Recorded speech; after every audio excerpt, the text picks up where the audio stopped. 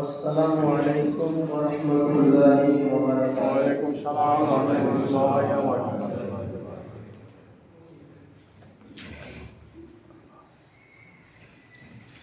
নাহমাদুহু ওয়া নুসাল্লিমু ওয়া নুসাল্লি আলা হাবিবিল কারীম। আম্মা বা'দু ফাআউযু বিল্লাহি মিনাশ শাইতানির রাজীম। বারাকাতি বিসমিল্লাহির রাহমানির রাহিম।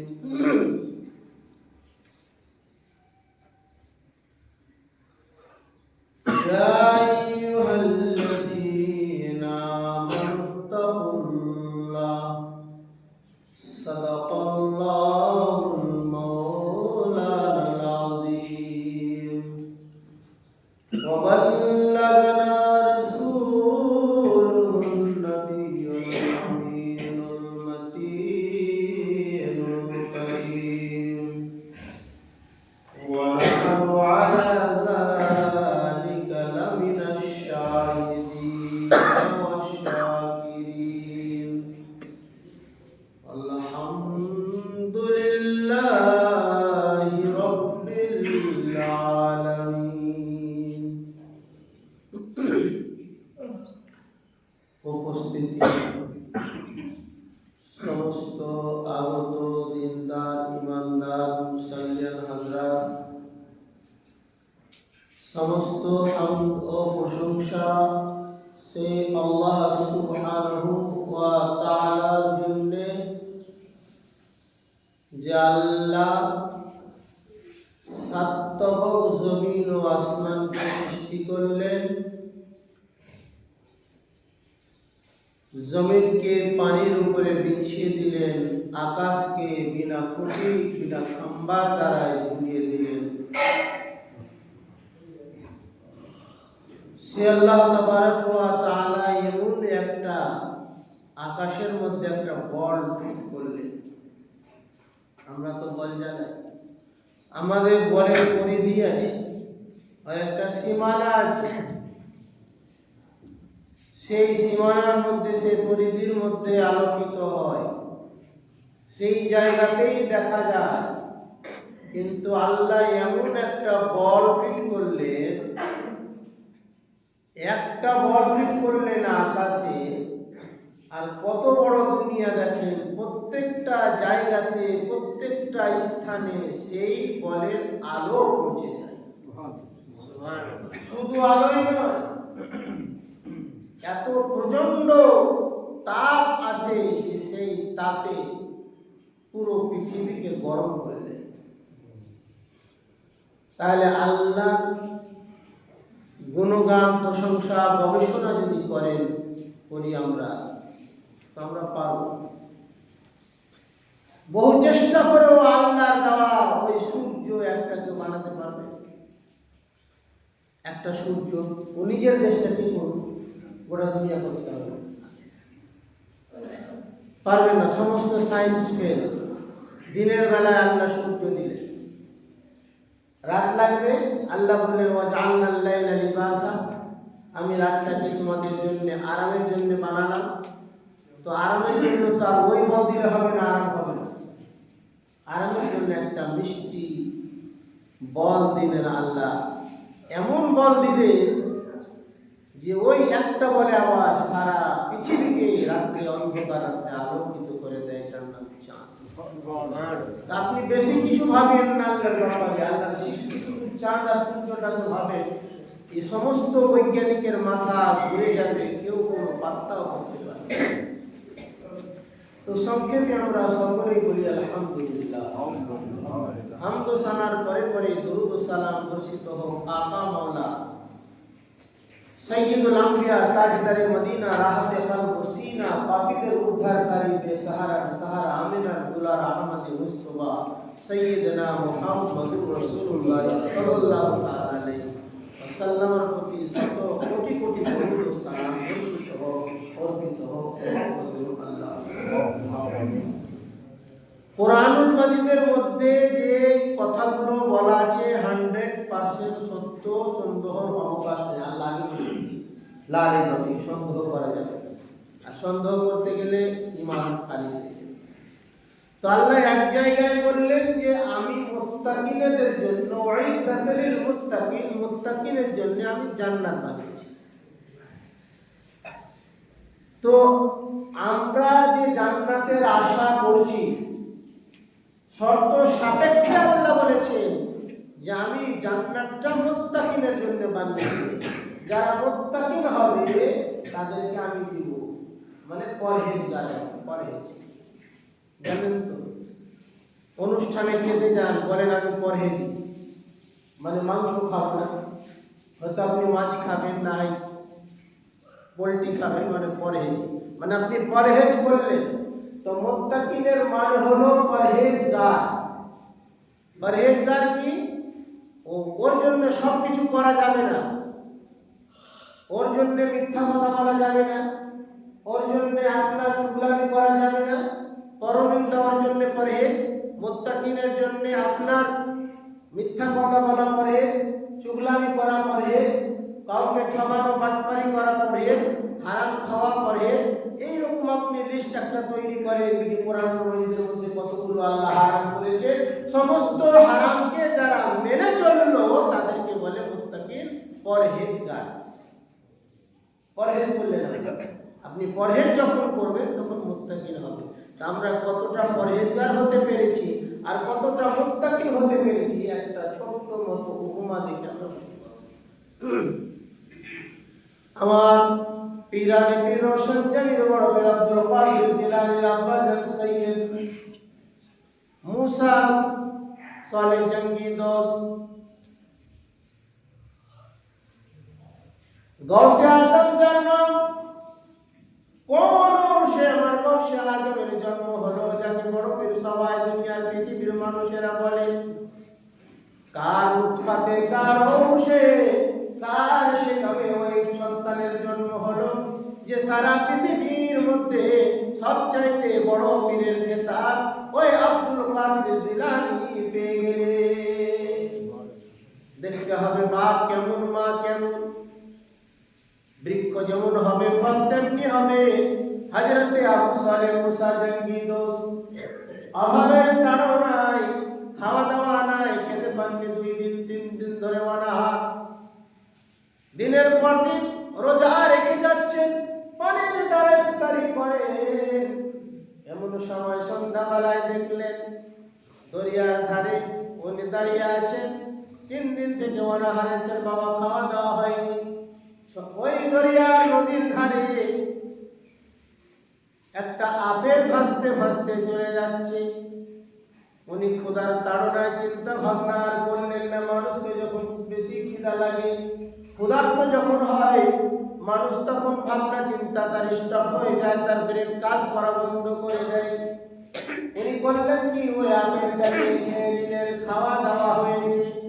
এবারে আবার ওনার মুত্তাকিন পরহেজগারের ওই চিন্তাটা আবার এসেছে যে আমি তো পরহেজ করলাম না, আমার দ্বারা তো পরহেজ হলো না। আল্লাহ বলেছেন পরহেজ করতে হবে তবে হবে জান্নাতের হকদার। আমি তো পরহেজ করলাম না, মানে আপেলটা যে কার ছিল তাকে তো বলে খেলাম না। আপেল যার তাকে বলে খেতে হবে, যার জিনিস তাকে বলে নিতে হবে, যার জিনিস তার কাছে গিয়ে বলতে হবে। উনি করলেন কি, ওই আপেলের মালিকের খোঁজে উনি বেরিয়ে পড়লেন নদীর ধারে ধারে ধারে ধারে যেতে যেতে যেতে বাবা 1 দিন নয় 2 দিন নয় 7 দিন ধরে নদীর ধারে ধারে হেঁটে যাচ্ছেন। দেখি এই আপেলটা যে ভেসে ভেসে বুঝান তাহলে ভেসে এসছে। উনি ওই ধারে যেতে লাগলেন। হত করে আপেলের কোনো বাগানই এই নদীর ধারে আছে, যেখান থেকে আপেল পড়ে ভাসতে ভাসতে এখানে এসেছে। 7 দিনের পর যখন অতিক্রম করলেন, দেখলেন একটা বাগান আছে, আপেলের বাগান। উনি ওই বাগানে প্রবেশ করলেন। প্রবেশ করার পরে দেখতে পাচ্ছেন একটা বৃদ্ধ লোক বসে রয়েছেন। ওনাকে গিয়ে বললেন, হুজুর গো বাগানটা আপনার নাকি? বলে হ্যাঁ বাগানটা আমার। বলে হুজুর, এ আপনার বাগান থেকে একটা গাছ থেকে আপেল ভেসে আপেল পানিতে পড়ে ভাসতে ভাসতে বহু দূরে চলে গিয়েছিল। 7 দিনের রাস্তায় এমন দূরে চলে গিয়েছিল। আমি কিন্তু ক্ষুধার্ত ছিলাম, ওই আপেলটা নিয়ে আপনাকে না বলে আমি খেয়ে নিয়েছি। তাই হুজুর আমি আপনার দরবারে এলাম, আপনার কাছে ক্ষমা চাওয়ার জন্যে, আপনার কাছে আমি মাপ চাওয়ার জন্যে, যে আমি ওই আপনার বাগানের আপেল বিনা পারমিশনে খেয়েছি। এই জন্য হুজুর আপনি আমাকে ক্ষমা করে দিন। এবার পরহেজগারি কাকে বলে দেখেন, ওই একটা আপেল খেয়েছে, আপেলটা ভাসতে ভাসতে ভাসতে ভাসতে অনেক দূরে গেছে, ওইখান থেকে তুলে খেয়ে নিয়েছে। খাওয়ার পরে উনি বলছেন যে পরহেজগারি তো হলো না, আমাকে তো পরহেজ করতে বলেছে আল্লাহ। মুত্তাকিনের মানে হলো পরহেজগার। তো মুত্তাকিনের জন্য আল্লাহ জান্নাতে রেখেছে, যারা মুত্তাকিন হবে তারা জান্নাতে যাবে। আর পরহেজগার হতে হবে, পরহেজ করতে হবে, তবে মুত্তাকিন হবে। আর মুত্তাকিন যদি না হওয়া যায় তো নামাজ রোজা সব বিফল, কোনো কাজে আসবে না। আল্লাহ শর্ত লাগিয়ে দিয়েছেন ইবাদত করার জন্য মুত্তাকিনের দরকার। উনি চিন্তা করতে লাগলেন, ওই আপেলের মালিক, বাগানের মালিক, যে সুবহানাল্লাহ, এত বড় পরহেজগার, এত পরহেজগারওয়ালা ব্যক্তি, মুত্তাকি ব্যক্তি এখনো দুনিয়ার মধ্যে আছে, যে ওই 7 দিনের রাস্তা হেঁটে হেঁটে হেঁটে আসছে, একটা আপেল খেয়েছে ওই জন্য ক্ষমা চাইবে। এই তো বিশাল, এরকম তো খুঁজে পাওয়া বিরল। উনি মনে মনে চিন্তা করলেন যে এই বান্দাকে সহজে ছেড়ে দিলে হবে না, এ হলো একটা বিশাল মুত্তাকি পরহেজগার। উনি মনে মনে বললেন, বাবা তুমি আমাকে না বলে আপেল খেয়েছো, এর সাজা তোমাকে পেতে হবে। বলে হুজুর কি? বলে আমার দরবারে তোমাকে 10 বছর আমার দরবারে আমার বাগান তোমাকে জোগাতে হবে। 1 নম্বর শর্ত হলো, আর 2 নম্বর শর্ত হলো, আমার একটা নেংড়া কানা বোবা বহেরা মেয়ে আছে, কালো কুৎসিত, ওই মেয়েকে তোমাকে বিবাহ করতে হবে। আবু সালেহ মুসা জানকে দোষ বললেন, হায় রে কপাল, আমি এখন ভরপুর জওয়ান, আমি যুবক, সুন্দর মহিলা, সুন্দর নারী দেখে আমি বিবাহ করতাম, দুনিয়ার মধ্যে একটু আয়েশ আরাম করতাম, কিন্তু কি করব, যদি এই লোকটার কথা না মানি আমাকে মাফ করবে না, আর আমাকে যদি মাফ না করে আমার হারাম খাদ্য ভিতরে চলে গেল, জীবনে আমার আর কোনো ইবাদত কবুল হবে না। দুনিয়ার এই আশরাম, দুনিয়ার সুখ স্বাচ্ছন্দ্য আমার দরকার নাই। আল্লাহকে রাজি করার জন্য আমি সব চেষ্টা করব, আল্লাহর নৈকট্য লাভের জন্য আমি এর দরবারে চাকরকে কাটবো, আর এর অন্ধ কানা ন্যাংড়া বউ বিটিকে আমি বিবাহ করে আল্লাহর দরবারে আমি মুত্তাকিন হয়ে আল্লাহর জান্নাত খানা নেব। উনি চিন্তা করলেন উপায় নাই, এটা আমাকে কবুল করতে হবে। উনি যে শর্ত রেখেছেন, এই শর্ত আমি না মানলে উনি মাফ করবেন না, আর মাফ না করলে আমার মুত্তাকিন থেকে নামটা কেটে যাবে। হারাম খাদ্য ভিতরে গেল, পরহেজ হলো না, আমি মুত্তাকিন থেকে বাদ। যখন মুত্তাকিন থেকে বাদ, তো জান্নাত থেকেও বাদ। তো উনি বললেন, হুজুর ঠিক আছে, উপায় আমার নাই, ভুল যখন হয়েছে প্রায়শ্চিত্ত আমাকে করতেই হবে, আপনার সমস্ত শর্ত আমি মানতে রাজি আছি। উনি বিবাহ পড়িয়ে দিলেন ওনার বেটির। পড়ানোর পরে উনি বললেন, বাবা তুমি যাও, তোমার স্ত্রীর সঙ্গে দেখা সাক্ষাৎ করো। বললেন যে ওই ঘরে তোমার স্ত্রী বসে আছে। উনি যখন গেলেন, দরজায় হাজির যখন হলেন, আওয়াজ দিলেন, আসসালামু আলাইকুম ওয়া রাহমাতুল্লাহি ওয়া বারাকাতুহু। ভিতর থেকে আওয়াজ আসছে, ভিতর থেকে উত্তর এলো, ওয়া আলাইকুম আসসালাম ওয়া রাহমাতুল্লাহি ওয়া বারাকাতুহু। উনি মনে মনে চিন্তা করলেন, আমাকে তো হুজুর বললেন যে মেয়েটা আছে বোবা মেয়ে, কিন্তু এ তো সালামের উত্তর দিতে পারছে, বোবা তো নয়। উনি আবার একটু ভিতরে গেলেন, দেখলেন উনি বলেছিলেন কালো কুৎসিত, আর হাঁটা চলা করতে পারে না, দেখতে পায় না। উনি মনে মনে চিন্তা করলেন, দেখলেন এত সুন্দর মহিলা বসে রয়েছে, যেন পূর্ণিমার চাঁদ আকাশে থেকে এই দুনিয়ায় নেমে এসেছে। সুন্দর চেহারা একটা রমণী, একটা মহিলা বসে রয়েছে। হলো। উনি তাড়াতাড়ি বাইরে বেরিয়ে চলে এলেন। যাওয়ার পরে আবার সেই বৃদ্ধ লোক হুজুরের কাছে বলতো, হুজুর আপনি আমাকে ভুল জায়গা পাঠিয়ে দিলেন কেন? আমার তো বিয়ে হলো একটা কালো কুৎসিত মেয়ের সঙ্গে, বোবা মেয়ের সঙ্গে, নেংড়া এবং কানা মেয়ের সঙ্গে। তো দেখতে পাচ্ছি বসে বসে কোরআনুল মাজিদের তেলাওয়াত করছে, কোরআন শরীফ পড়ছে, তার মুখও আছে, সে বলতেও পারছে, সূরা পড়ছে এবং দেখতে পূর্ণিমার চাঁদের মতো আলোকিত চেহারা। আপনি তো ভুল জায়গায় পাঠিয়ে দিয়েছেন হুজুর, আমার বিবি কোথায়? বৃদ্ধ আল্লাহর ওয়ালি বলেন, বাবা ওইটাই তোমার স্ত্রী। হুজুর তাহলে আপনি কেন বললেন আমার মেয়ে বোবা, আমার মেয়ে চোখে দেখতে পাই না? বলে বাবা শোনো, আমার মেয়ে এতদিন হয়ে গেল, আমার মেয়ে কোনো পর পুরুষকে দেখে নাই, আমার মেয়ে কোনোদিন বেপরদা হয়ে বেড়ায়নি, আমার মেয়ে কোনোদিন বেহায়া হয়ে বেড়ায়নি, আর আমার মেয়ে কোনোদিন কোনো মিথ্যা কথা, কোনো খারাপ ভাষা জবান দিয়ে বের করেনি।